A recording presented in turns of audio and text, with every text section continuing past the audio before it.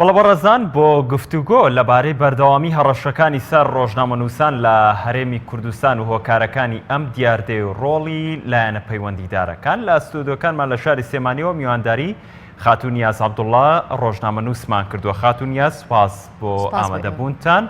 ئەمەوێت بپرسم لە ئێستادا وەکو ڕۆژنامەنووسێک ئەگەر ئاگادار بن لە ڕەوشی ئازادی و ڕادەربڕین و کاری ڕۆژنامەگەری لە هەرێمی کوردستان چۆن هەڵەسەنگێنن لە چه ئاستێکدا توانین بڵین دڵخۆشکەرە یاخود بە پێچەوانەوە؟ زۆر بەداخەوە ئەوەی لە بەرامبەر ڕۆژنامەنووسان لە هەرێمی کوردستان ئەنجامەدرێ بە تایبەت دوایین دۆسیە کە ئێستا یەکێکە لە دۆسیە هەرێمە ترسیدارەکان کە لە بەرامبەر کاک زانکۆ بورهان ئەنجام دراوە لە هەڕەشەکردن ئەکرێ بڵێن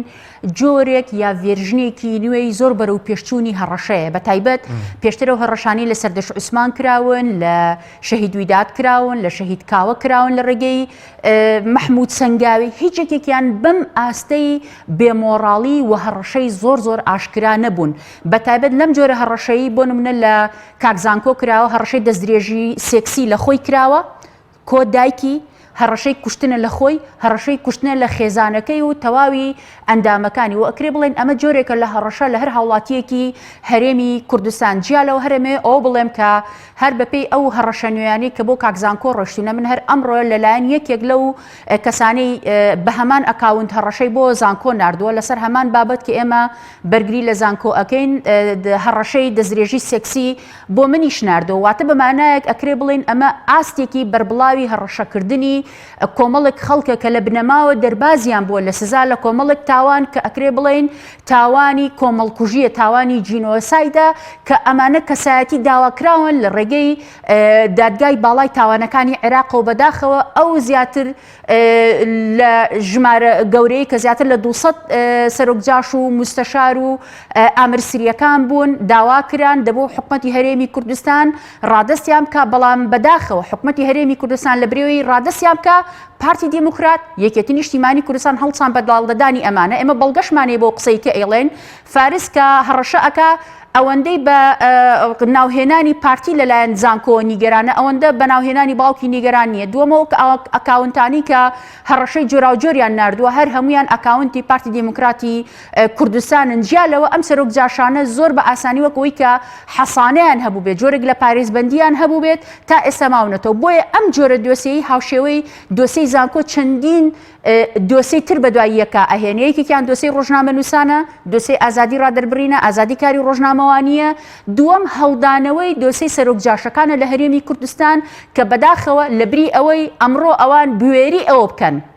بێمۆڕاڵی بنوێنن هەڕەشە لە ڕۆژنامەنووسان بکەن دەبوو ئەوان لە بەردەم دادگا بوونایە ئەوان نەکەر خۆیان بە تەنیا کەسێکی وەک فارس هەڕەشاکە بەڵکو دیارە دار و دەستەکەی بە پشتیوانی و هێزوەرگرتن بە چەکداری هەر لە وێنەکان لە بەشێکی ئەیبینین کە ئۆتۆمبیلی حکومی و فەرمی وەزارەتی پێشمەرگە و دامەزراوەکانی حکوومەت لە دەستی ئەوانە کەواتە ئەمە دامەزراوەیەکی گەورە لە پشت پاراستنی ئەم تاوانبارانەوەیە کە پێویستە بە سزای یاسایی بگەن و خاڵێکی تر زۆر بۆم گرنگت ئاماژە بەوە بکەم ئەگەر تاوانباران بکوژانی سەردەش عوسمان کاوە گەرمیانی سۆرانی مامە حەما تەواوی ڕۆژنامەنووسانی تر دادگایی بکرانایە ئەمڕۆ کەسایەتیەکی وەک فارس بوێری ئەوەی ناکرد بەم جۆرە بتوانێت هەڕەشە بە ئاشکرا بکات. باسی هەمان هەڕەشە و کرد لە شەخصی خۆت هەمان کەسایەتیە کە ناوزەند کراوە بە فارس هەڕەشەکەی لە تۆ کردو یاخۆ ئەکاونتێکی ترە؟ نەخێر هەمان ئەکاونتە یەکێکیانە کە هەمان هەڕەشەی بۆ زمناکۆ ناردۆ بەڵام ئەوەی زمناکۆی لە ڕێگەی ببورن ئەوەی زانکۆی لە ڕێگەی نامەی تایبەتەوە ناردۆ بەڵام ئەوەی منی لە ڕێگەی کۆمنت بە شێوەیەکی ئاشکرا ناردووە. باشە بۆچی هەڕەشەکردن لە ڕۆژنامەنووسان لە هەرێمی کوردستان بەردەوام و ڕۆژانە ئێمەم حاڵەتە بینین ینی ئەرکی کێیە ئەم دیاردەیە کەم کاتەوە هیچ نەبێت کەمی کاتەوە لەبەرەوەی لە هەرێمی کوردستان سەروەری یاسانیە تاوانبارانی تێوەگلاو لە جینۆساید دەربازیانە بێت تۆ تێبینی ئەوە بکە مەسعود بارزانی کاتێک کە ڕێفراندۆمی ئەنجامدا یەکێک لەو خاڵانی کە زۆر پشتی پێ ئەبەستا ئەیوت گەلی ئێمە جینۆساید کراوە ڕاستەکە گەلی ئێمە جینۆساید کراوە بە جۆرەها شێوە ئەیوت ئێمە لە بەردەم مەترسی ئەوەی جارێکتر جینۆساید بکرێنەوە بەڵام تۆ ببینە هەمان حزبەکەی خۆی هەمان کەسایەتەکانی ناو پارتەکەی خۆی ئەم کەسانەی کە تاوانیان کۆمەڵکوژیان ئەنجامداوە جینۆسایدی گەلی کوردیان ئەنجامداوە کە کورد بوون داڵدادرێنەوە لەلایەن پارتەکەی خۆیەوە. بەڕاستی ئەم دۆسیەی هەڕەشەکردنەی قاسم ئاغای کۆیەوە کوڕەکەی ئەکرێ بێنی حیزب سیاسیەکان بخاتە بەردەم شەرمەزاریەکی زۆر گەورەی نوێوە و ئەمە جگەلەوەی دۆسەی سەروەر نەبوونی یاسا بابەتێکەوەی کەوتم ئەگەر هەرێکێک لەو ڕۆژنامەنووسانەی تر کە شەهید کراون تیرۆر کراون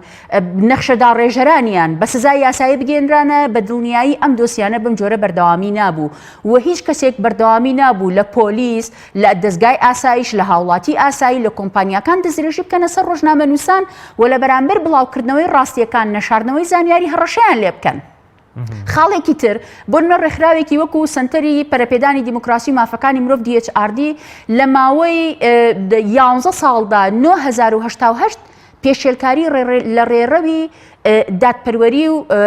پرۆسەی دادگاییکردن تۆمار کردووە لە هەرێمی کوردستان. جگەلەوەی سندیکا ڕۆژنامەنووسانی کوردستان لە ماوەی 10 ساڵ زیاتر لە 4000 پێشێلکاری تۆمار کردو کە لە بەرامبەر ڕۆژنامەنووسان ئەنجام دراون. ئەمە تەنیا ئەو ڕۆژنامەنووسان یان ئەم پێشێلکاریانەی کە بەرچاو کەوتون ئەمە جگەلەوەی لە سەدان و هەزاران پێشێلکاری تر کە خەڵکێک لەبەر هەڕەشە نەیوێراوە تۆماری بکە نەیوێراوە باسی بکە ئەمە لە یادمان بێ ئەم جۆرە لە هەڕەشە ئەوەی کە لەسەر زانکۆ بە ئەنجامە گەێنرێ جۆرێکە لە باندێک لە خەڵکێک کە زۆر بە ئاشکرا و بە مەترسیداری بەهێزی چەکداری و تەنانەت دان ئەنن بەو تاوان و کوشتانەی کە ئەنجامیان داوە. بۆیە ئەم شێوازانی بەرەو پێشچوونی شێوازەکانی هەڕەشە دەستدرێژی بێباکی لە تاوان دەستدرێژی سێکسی کە ئێستا بۆتە مۆدیلێک لەلایەن خەڵکێکی ناو پارتی دیموکراتی کوردستان یا یەکێتی نیشتیمانی کوردستان و تەنانەت تۆڕە کۆمەڵایەتیەکانی نەوەی نوێ یا بزوتنەوەی گۆڕان و بەشێکی هێز سیاسەکانی تر بەڕاستی ئەمە جۆرێکە لە بەرهەمی نوێی نە ئەخلاقی سیاسی و بەرهەمی گەندەڵیە بە تایبەت ئەگەر پارەی نەوت بەم شێوە گەندەڵکاریە خراپەکاریە بەکار نەهاتایە ئێستا نە ئەم جۆرە فەرمانڕەواییە بەم جۆرە ئەچەسپا نە دادگاکان بەم جۆرە بە ئاسانی ئەیانتوانی لە ڕێگەی پارەی گەندەڵی خراپ بەکارهێنانی دەسەڵاتەکانەوە بەم جۆرە چاپۆشی بکەن لە سەروەری یاسا. بۆیە ئەوەی کە زۆر گرنگە لەم دۆسیەی کاکزانکۆ و ڕۆژنامەنووسەکانی تر کە ڕۆبەڕووی هەڕەشابنەوە ئەبێ ئەم بابەتە بە جددی وەربگیرێ ڕێڕەوی یاسایی بگیرێتە بەر. ئەزانین ئەم جاشانە نفوزیان هەیە و هەمیشە ئەم پیا و کوژانە ئەم ئیسان کوژانە بە هەر جۆرێک بێت داڵدە ئەدرێن چکە حیزبە سیاسیەکان لە سەرکوتکردنی خۆ پێشان دەران لە جۆسەی جاشایەتی لەگەڵ وڵاتان لەگەڵ کۆنە بەعسیەکان لەگەڵ جاشە تورکەکان لەگەڵ جاشە ئێرانیەکان ئەتوانن سوود لەمانە وەربگرن وەک چۆن پێشتر فەوجی خەفیفە هەبوو بە چەکی خەفیفەوە لە جاتیەوەی دەبابە و ئەم جۆرە چەکانیانە بێ ئێستاش بەم جۆرە چەکانی تر ئەتوانن جۆرەها تاوان ئەنجام بدەن. بۆیە پرسی دەرباز بوون لە سزا بۆتە پێبەخشینی هێز وەورە بە خەڵکێک بۆی بوێری ئەوە بکە کە تاوان ئەنجامدا چونکە ئەزانێ لە دەرەنجام دەربازی ئەبێ لە سزا. خاتون یاس ئێمە لە ماوەکانی ڕابردووی حکومڕانی هەرێمی کوردستان بەرپرسانی ئەم وڵاتە ئەم هەرێمە وا وێنایانە کرد کە وێنەی جوگرافی هەرێمی کوردستان وێنەیەکی هێندە جوانە کە دەتوانرێت لە عێراق و ناوچەکە سوود لە حکومڕانی و دیموکراسیەتی هەرێمی کوردستان ببینێ. بەڵام ئێستا ئەم ڕێڕەوەی کە ئێستا پەیڕەوەکرێت لە حکومڕانێتی هەرێمی کوردستان ڕێڕەوی ڕادەربڕین ئازادی دیموکراسی بەرەو کوێ بات؟ ئایا بەرەو ئاقارێکی مردن و فەوتانێ با یاخود نەخێر ئومێدێک ماوە چرایەک ماوە بۆی بتوانین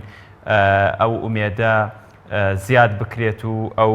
گەندەڵی و شێوازی حکومڕانی چاک بکرێت؟ زمینەیەکی زۆر لەبار هەبوو بۆ ئەوەی هەرێمی کوردستان ببێ بە دوورگەیەکی دیموکراسی لە ڕۆژهەڵاتی ناوەڕاست نەکرد لە عێراق بەڵام زۆر بەداخەوە چاوچنۆکی دەسەڵات پاوانخوازی دەسەڵات مافیاگەری چەتەگەری هەموو ئەمانە پرسی دوژمنداری چارەسەر نەکردنی هەموو ئەم دۆسیانە سەروەرنەبوونی یاسا پارەی گەندەڵی دۆسەی نەوت بوونی سەرچاوی گەندەڵی خراپ بەکارهێنراوی خاڵە گومرگیەکان هەموو ئەمانە تەماحێکی بنەماڵەیی سیاسیان لە لای پارتە سیاسیەکان دروست کرد تا ئەوەی کە ئێستا ئێمە ئەکرێ بڵێن بە پشتیوانیەکی هەرێمی بە پارەی گەندەڵی خەڵکی هەرێمی کوردستان ئەوە تا ئێستا ئێمە لە بەرامبەر بنیادنانی حکومڕانیەکی پاش تەماشاین لە هەرێمی کوردستان کە بنەماڵی بارزانی فەرمانڕەوایەکەن ئەوە تا بابەتەکە تاوا چەسپیوە کە چەندین ساڵە ترسی خەڵکی وەک ئێمە بووە کە پرسی فاشیزم لە هەرێمی کوردستان بگاتم ئاستەباڵایە بەداخەوە بە هاوکاری یەکێتی نیشتیمانی کوردستان و بزوتنەوەی گۆڕان و بەشێکی هێزە سیاسیەکانی تر ئێستا ئەم مەترسیەی ئێمە بەدی هاتووە بۆیە بەم جۆرە عەقلیەتە حکومەتی هەرێمی کوردستان بەردەوام بێ مەترسیەکان زۆر گەورەترە بێ مەترسیەکان تەنانەت بە تەنیا مەترسی نابن لەسەر دەستگا ڕاگەیاندنەکان کە ئێستا تادێت تەسب ئەبنەوە بەڵکو دروستبوونی کۆمەڵێک دەستگای ڕاگەیاندنی پروپاگەندەکارە کە زانیاری درۆ ناڕاست وەکو ڕاست ئەدا بە خەڵک کۆمەڵێک دەستگای ڕاگەیاندن هەن کە پروپاگەنداکەن بۆ ئەوەی پارەسپی بکەنەوە ڕەفتاری خراپ و تاوانکاری سەرکردە سیاسیەکان سپی بکەنەوە بۆیە خاوەندارەتیکردنی ئەم جۆرە لە میدیا دش بە میدیایەکی ئازادی سربەخۆ کە یاخود کار بۆ ئەوە کە ڕاستیەکان ئاشکرا بکات لە هەرێمی کوردستان ئەم جۆرە لە دەستگا چەندین ملیۆن دۆلاریان بۆ خەرجەکرێ هەموو سەرچاوی دارایەکەشی بە پارەی گەندەڵی نەوتە بۆیە خەڵکی هەرێمی کوردستان مافی خۆیەتی زانیاری ڕاست بزانێ خەڵکی هەرێمی کوردستان ئەو تاوانبارانەی کە تێوەگلاون لە جاش و مستەشارەکان لە دۆسەی جینۆسایت خەڵک مافی خۆیەتی بزانێ ئەمانە لەکوێن چی ئەکەن بنەماڵەکان مافی خۆیانە سکاڵا تۆمار بکەن ئێستا دووبارە سکاڵاکانیان بۆیە من پێشنیاری ئەواکەم ئەگەر سکاڵاکانیش بە هەند وەرنەگیرێن دواتر بە ڕێڕەوی پرۆسەی یاسایی خۆی نەڕوامە لێرە پێشنیارەکەم ئەو بنەماڵانەی کە بەدەستی قاسماغای کۆیە کوژراون بەدەستی جاشەکانی تر تکایە بچن لە دادگاکانی هەرێمی کوردستان سکاڵای جۆرا و جۆر تۆمار بکەن لای دواتر بەڵگەی ئەوە لە سەروەربوونی یاسا تا بڕۆن سکاڵا تۆمارکەن بە کورتی سوپاس